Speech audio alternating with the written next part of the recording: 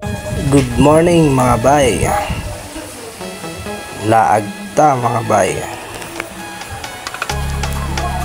Test drive natin si Kabang, kung matibay ba siya at malakas. Nakarating lang ng plate number tsaka mga papel nito, kaya i-long ride natin. First time long ride ni Kabang. Tara mga bay, laag tabay.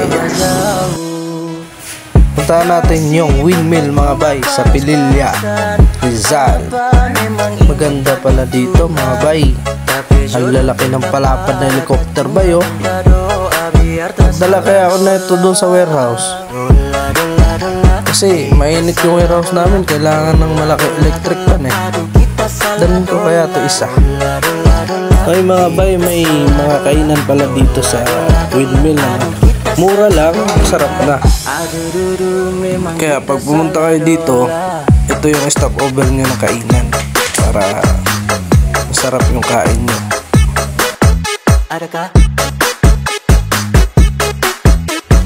Magandang pagmasdan to mga bay, yung pag-ikot ng windmill mismo, ano? Sa sobrang lakas ng hangin dito sa bukid ng Pililla, napaikot niya yung palapad ng helicopter. Ito yung mid-stop natin mga bay. Nandito kami sa Padre Pio Shrine. Ito talaga yung pinunta namin, kasi dito namin papabless si Kabang. Ayan, bidinbitahan na ni Father, ano? May basbas na yan ni Father.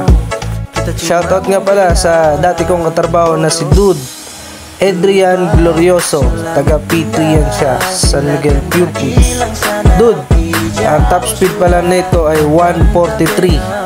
May angkas ako, hindi ko pa sinagad sa dulo, kaya malakas ang hatak dude. Try mo to minsan pag nagkita tayo. Hindi kami nagsisi na pinili namin tong motor na to. Malakas, swabe, smooth.